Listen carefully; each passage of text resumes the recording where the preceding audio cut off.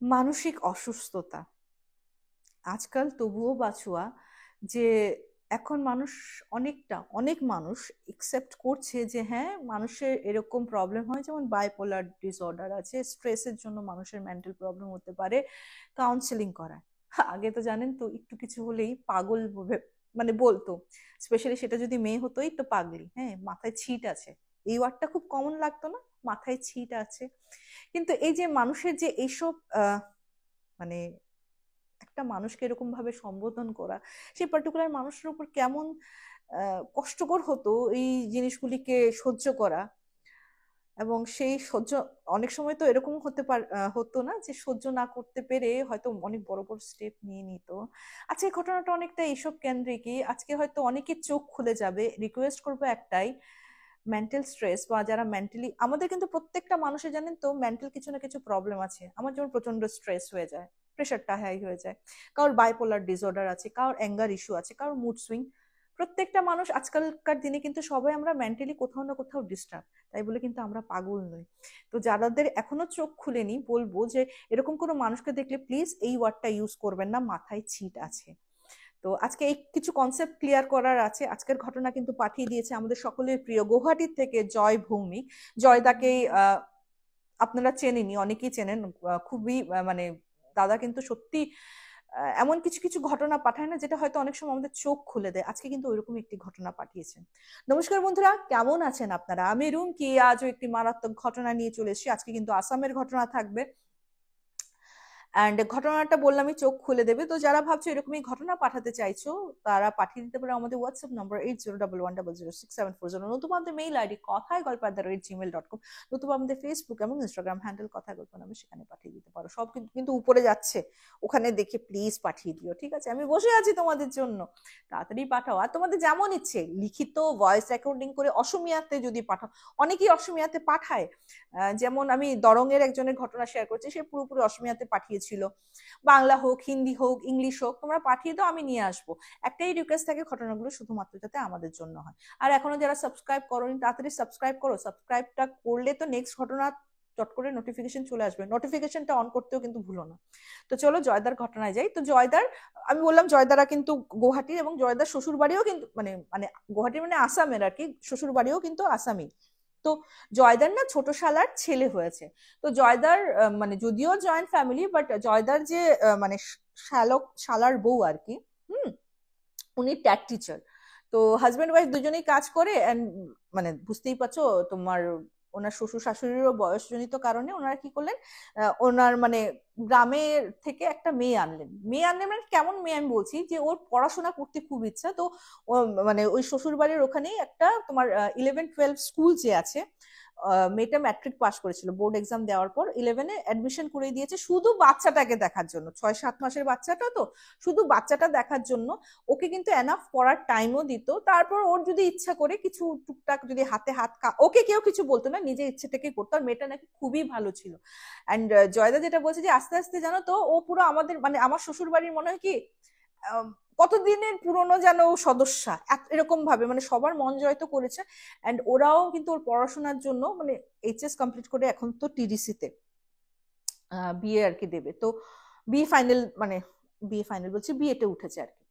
তো ওর মুখে জয়দা মানে রিসেন্টলি ঘটনাটা শুনেছি, কিন্তু ঘটনাটা বেশ অনেকদিন আগে, মানে ও কি বলবো আর, হয় না যে আস্তে আস্তে তো দেখো পট করে নিজের ফ্যামিলির কথা কিন্তু কেউ খুলে না। তো এখন যেহেতু ওদের সঙ্গে এতটাই বন্ডিং হয়ে গেছে ওদের, ইনফ্যাক্ট জয়দার সঙ্গেও জামাইবাবু জামাইবাবু বলে খুব ইয়ে করে। তো জামাইবাবুকে যখন মানে আমার কথা বললো জয়দা, যে জানিস এরকম একটা সত্যি সত্যি সত্যি ভূতের ঘটনা শোনানো হয়, এরকম একটা আছে দিদি ভাই। তো যখন আমার ঘটনা ওকে শুনিয়েছে, তো বলছে যে আরে আমার ঘটনাটা শেয়ার করবে, আমার পিস্তুত দাদার সঙ্গে ঘটেছিল একটা ঘটনা। তো বলছি তুই তো বলিসনি। বলছে না, তোমরা শহরের মানুষ, তোমরা বিশ্বাস করো কি না করো, মানে আমাদের মতো ওই ল্যাঙ্গুয়েজে কথা বলছে, আমরা যেমন গুয়াহাটিতে বলি, তোমরা যদি বিশ্বাস না করো তারপর তো কইবা যে আমি পাগল ছাগল, আমি যাতা কথা কই, আমার খাপাইবা তোমরা। তো বলছে না না বল, আমি বলবো, তো দিদিটাকে পাঠাবো। তো ঠিক আছে। তো ওর ভার্সন মতে ওর পিস্তুত দাদার সঙ্গে ইনসিডেন্টটা হয়। ওর পিস্তুত দাদা যখন 12 ইয়ার্স, তখন ওর পিসি মারা যায়। হ্যাঁ। আর পিসা কিন্তু আর বিয়ে করেনি, পিসার মাই তোমার এই পিস্তত দাদা, যার নাম আমি একটা নাম দিয়ে দিই, হ্যাঁ, ও দাদা দাদা বলেই বলেছে, বাট আমার তো তোমাদেরকে যখন ঘটনাটা প্রেজেন্ট করবো নাম না হলে অসুবিধা হবে। আহ কৌশিক বাবু। তো কৌশিক যখন 12 বছর, তখন ওর মা মারা যায় এবং ওর ঠাম্মুই কিন্তু ওকে মানুষ করেছে। তো তারপর ঠাম্মুর বয়সজনিত কারণে মানে মারা যায়। তো কৌশিক না পড়াশোনায় অত ভালো না হলেও কৌশিকের বাবা কোনো মতে বাজারে একটা দোকান দিয়ে দেয়, যেহেতু পড়াশোনায় অত ভালো না, কিন্তু কৌশিকের বিজনেস মাইন্ড প্রচন্ড ছিল বলে আমার দাদা মানে যেটা আর কি জয়দাকে বলছিল যে আমার দাদাকে তো পিসামশাই একটা দোকান খুলে দিছিল, তোমার দোকান মানে ওই যে পান ওগুলি আর কি, পানের ঘুমটি টাইপের। আমাদের আসামে কিন্তু পানের দোকান প্রচুর, মানে পারলে একটা মানে তোমার নুক্কার যে বলে একটা মানে ওই যে বলে না চৌরাস্তায়, ওখানে একটা পান দোকান না হয়তো 6-7টা পান দোকান লাইনে লাইন পেয়ে যাবে, মানে কি বলবো এতটাই পান দোকান, মানে আমার নিজের পাড়াতেই তো 6-7টা পান দোকান। আসামের মানুষ কিন্তু প্রচুর পান খায়, ঠিক আছে। তো ওই পান দোকান একটা দিয়ে দিয়েছে, কিন্তু এতটাই ইয়ে ছিল ও রেডিও সারায়, ওই রেডিও, তারপর হলো তোমার নানা রকম আর কি ওই যে গ্যাস সারাই করা, কুকার সারাই করা, তারপর হলো এরকম আর কি নতুন মানে বেশ মানে এরকম মেকানিকের কাজও শিখে নিয়েছে। তো এগুলি সব এক্সট্রা ইনকাম আসতো। তারপর স্টোভ সারাই করে এগুলি সব কাজ শিখেছে।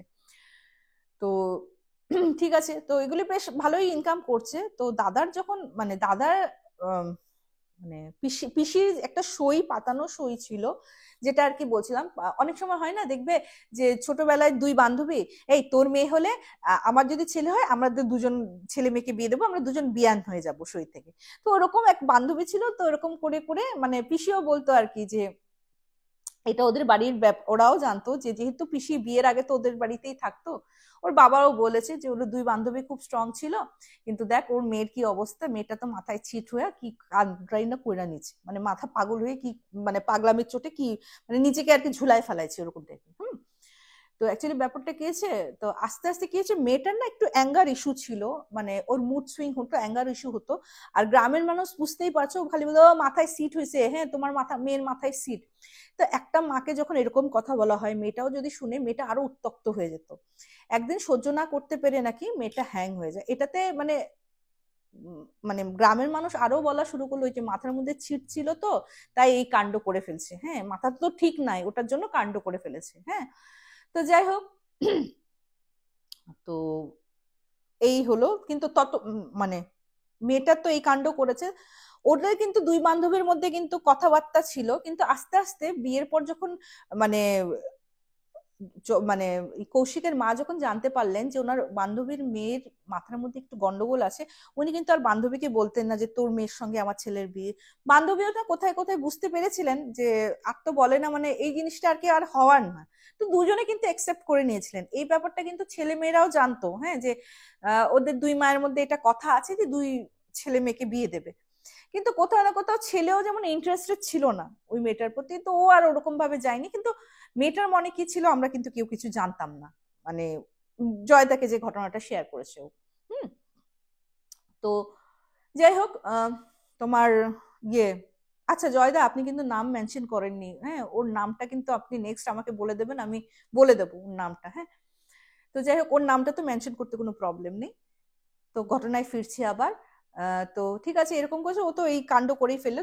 এই পিস্তত দাদা মানে কৌশিকের যখন মাত্র 21 বছর বয়স, পাশের গ্রামের একটা মেয়ে যার বয়স মাত্র 17 বছর, 15 দিনের প্রেমে বিয়ে করে নিয়ে চলে এসছে। তো গ্রামের মানুষ তো পট করে না পুলিশ আদালত করতে চায় না গো, হ্যাঁ মানে বিয়ে তো করে নিয়ে এসছে, এখন ওই বাড়ির থেকে ওই মেয়ের বাবা ওরা আসছে, ওরা কিন্তু প্রচন্ড ভালো আর কি, মানে মেয়ের বাবার টোটো নিজের টোটো আছে, হ্যাঁ, তারপর ওই যে তোমার ছোটা হাতি যে বলে ওগুলি মাল বহন করা, ওগুলি নিজের গাড়ি আছে, মানে সত্যি কথা বলতে গেলে কৌশিকদের বাড়ির থেকে ওই বাড়ি মেয়ের বাবার বাড়ি কিন্তু বেশ পয়সা আলায়। তো এসছেন, এসে তো হুম্বিতম্বি করছে, তো সব পাড়ার মানুষ বলছে না মা মরা ছেলেটা খুবই ভালো, আর ইয়ে করেন না, মেয়ে যখন চলেই এসছে, আহ বিয়ে যখন হয়ে গেছে, মাথায় যখন সিঁদুরিতে সিঁদুর চড়েই গেছে, এই মেয়েকে আর কি ফিরিয়ে নিয়ে যাবে, অনেক বুঝিয়ে টুঝিয়ে তারপর ওরা মানে মেনেছে আর কি, যেহেতু বলছে যে পাড়ার মানুষও বলছে, সবাই বলছে যে না বাবা ছেলে খুবই ভালো, আপনি তো মানে খুব ভালো পেয়েছেন, হ্যাঁ পয়সায় সব না, ভাগ্যে থাকলে এই বাড়িতেও আপনার মেয়ে রাজরানী হয়েই থাকবে, এরকম করে বলছে। তো ঠিক আছে দুই বাড়িতে মানতে হয়েছে, তো উনিও বলছে ঠিক আছে আমরা ওরা একসেপ্ট করছি, জামাইকেও বরণ করে উঠাবে আর কি বাড়িতে। সব ঠিক আছে। তো ওরা বলেছে যে করেই যখন ফেলেছে, আমাদের ওখানে না ফিরাউলটা বলে, এখানে যেমন অষ্টমঙ্গলা বলে এই ওয়ার্ডটাকে, ওই 2.5 দিন থাকতে হয়, ফিরাউলটা বলে। তো বলছে ঠিক আছে ফিনা নিতে আসো, আমাদের গ্রামের মানুষকেও তখন খাওয়াবো, আর যা যা মানে রিচুয়ালস আমরা ওখানে করবো।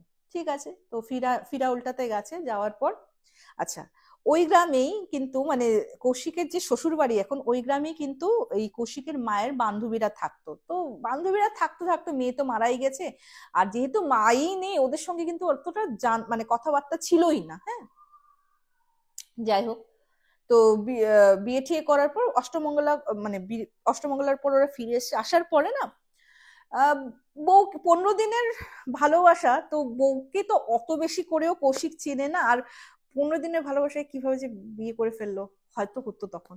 যাই হোক, তো চলছে, কিন্তু বউ যেমন একটু আস্তে আস্তে মন মরা হয়ে বসে থাকতো। হ্যাঁ, ঠান্ডার দিন, হ্যাঁ, ওরা যখন বিয়ে করেছে ধরো অগ্রহায়ণ মাসে, আমাদের ওখানে মাঘ, পৌষ মাঘ প্রচন্ড ঠান্ডা শীত, হ্যাঁ, আসামে।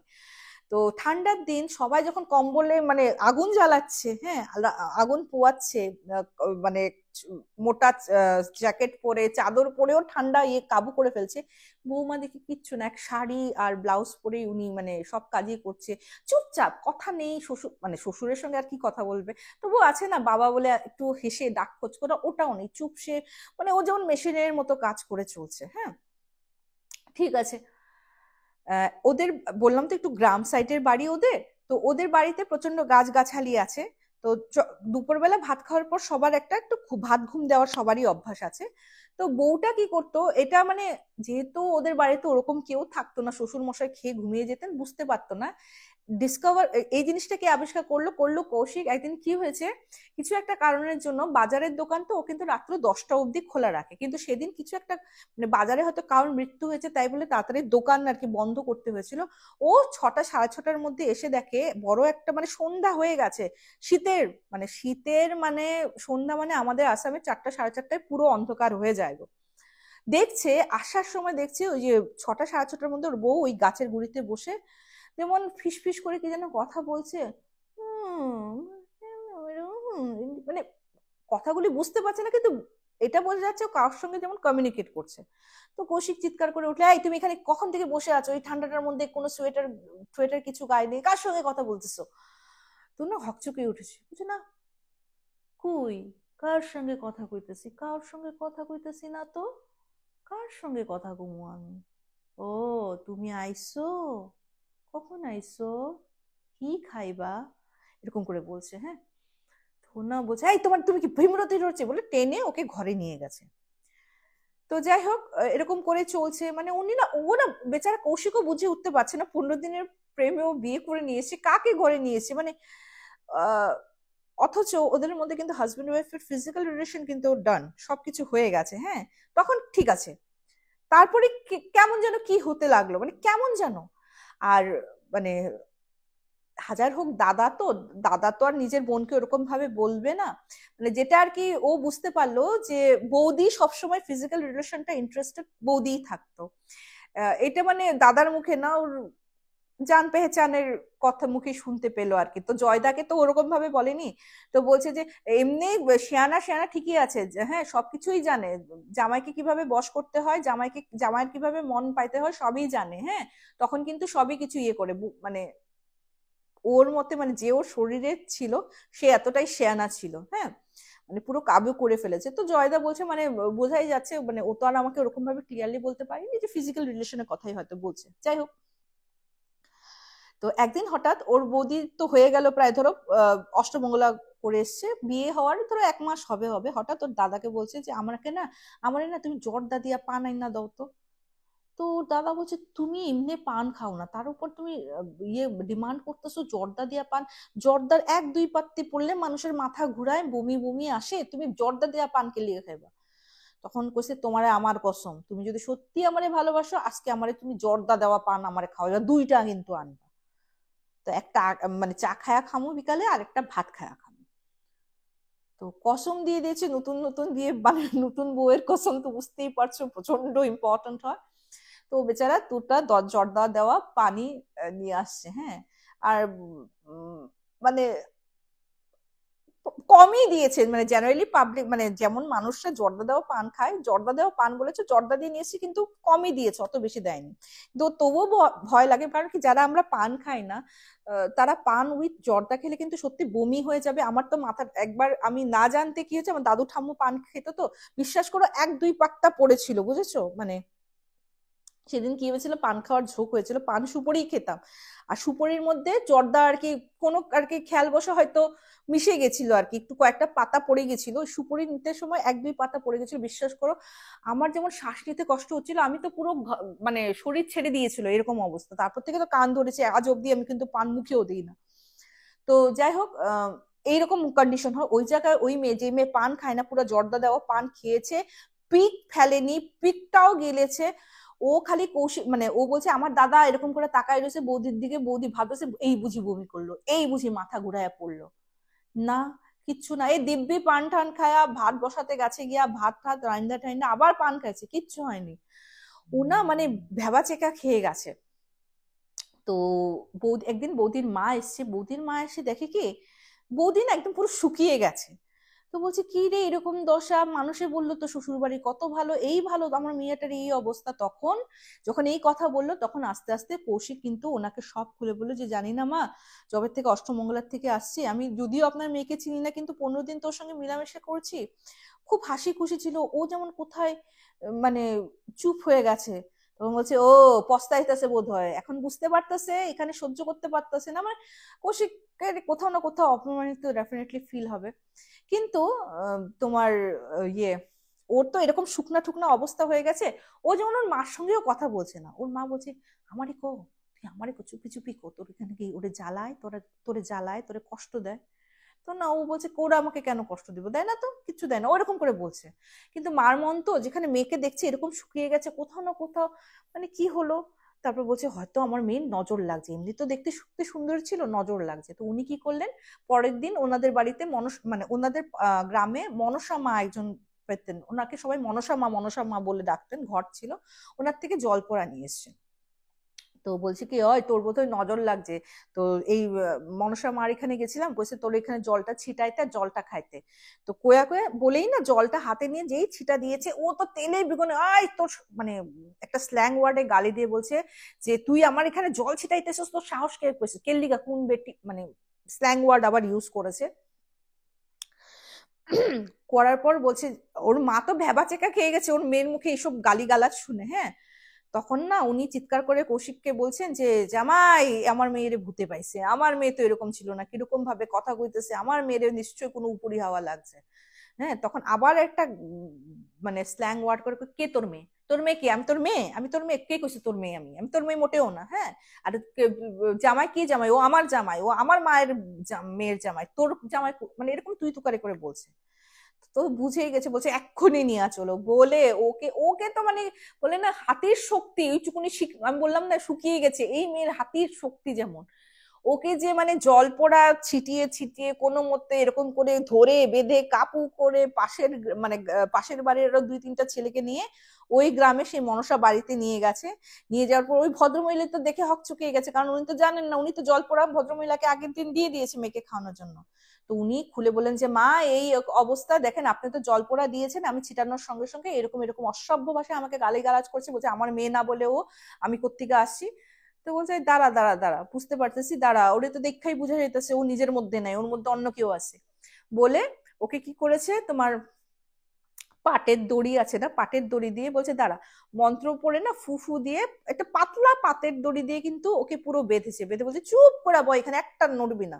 বলে উনি মায়ের মন্দিরে গিয়ে কি সব যা যা আনার আর কি ওনার রিচুয়ালস, ওরকম তো আর ও ডিটেলে বলেনি। তো মানে করা শুরু করলো, তখন বার হইলো যে, যেটা বের হলো যে ওই যে ও কার আত্মা আমি বলবো, যে সুইসাইড করে নিয়েছিল, এবং ও ও হয়তো ওকে মানে এজ এ ওয়াইফ হিসাবে কোনোদিনও দেখেনি, কিন্তু ওই বলে না মেয়েদের জানো তো কি হয়, একটা মানে ছোটবেলায় যদি ওরকম কেউ বলে দেয় না ও তোর বড় হয়ে বর হবে, কোথাও না কোথাও আননোয়িংলি হয়তো তখন থেকে বর মানা শুরু করে দেয়। এন্ড যখন ও দেখতে পারলো যে আর ওদের বিয়ের কথাটা এগোচ্ছে না, বা পাড়া প্রতিবেশীরা ওরকম পাগল পাগল বলে, ওটা নিতে পারেনি আর হ্যাং হয়ে যায়।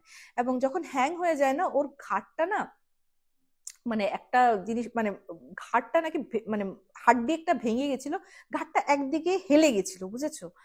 অ্যান্ড আরেকটা কথা তোমাদেরকে বলতে ভুলে গেছি, যেটা আমাকে মানে জয়দা বলেছিল, আমি মিস করে গেছি, সেটা হলো বউটা নাকি, কৌশিকের বউ নাকি একটা মেয়েকে দেখতে পেত, কৌশিককে বলতে যেন একটা সুন্দরী মেয়েকে দেখতে পাই, কিন্তু মেয়েটা না এরকম ঘাড় বেঁকিয়ে থাকে, খালি ঘাড় বেঁকিয়ে থাকে, কখনো আমাকে দেখে হাসে, কখনো আমাকে দেখে রাগ করে, কখনো আবার আমাকে দেখে মানে ফুপিয়ে ফুপিয়ে কাঁদে। মেয়েটাকে তো আমি চিনি না, মেয়েটা আমাদের গ্রামেরও না, এখানেও তো দেখিনি, মেয়েটা কে? তো তখন মানে কৌশিক বাবু তো ওর এই অবস্থা দেখে তো নিজেই ভ্যাবাচ্যাকা খেয়ে রয়েছেন। যাই হোক, তখন বের হলো যে ওই পজেস করেছিল। অষ্টমঙ্গলাতে যখন ওরা যায়, আসার সময় একটা বাঁশঝাড় ক্রস করে আসার সময় বাঁশঝাড়ই নাকি মেয়েটা নিজের বাস করেছিল, এবং যখন কৌশিককে দেখে ওই মেয়েটার সঙ্গে, তখন তো রেগে পুড়ে যায়, তখনই সঙ্গে সঙ্গে মেয়েটাকে কিন্তু পজেস করে। আর 17 বছরের মেয়ে তো, এই মেয়ের কি শরীর বাঁধাবে, কেউ তো হয়তো ভাবিও নি বাবা মা যে এত তাড়াতাড়ি মেয়ে বিয়ে করে দেবে, বা এরকম একটা 15 দিনের ভালোবাসার স্টেপ নিয়ে নেবে। তো যাই হোক, ওই ওই দিন থেকেই পজেস করেছিল, এবং আস্তে আস্তে নিজের কিন্তু আত্মপ্রকাশ করছিল আত্মা। তো ওই মনসা মা কিন্তু যা যা রিচুয়ালস করার করে, তো আত্মাটার নাকি বলেছে যে মুক্তির ব্যবস্থা করবেন। তো যখন বলেছে আমার মা ওইখানে, আমার বাবা ওইখানে, তো ওদেরকে খবর দিয়ে, মানে যেহেতু বললাম একই গ্রামের ছিল, ওদেরকে খবর দিয়ে আনা হয়েছে। তো ওর মা যখন শুনেছে, ও তো হাউ হাউ করে কান্না, তো বলছে তুই এরকম কাণ্ড কেন করতে গেছিলি, তোর জন্য কত ভালো ছেলে আমরা দেখে দিতাম, হ্যাঁ, এরকম করে বলছিল।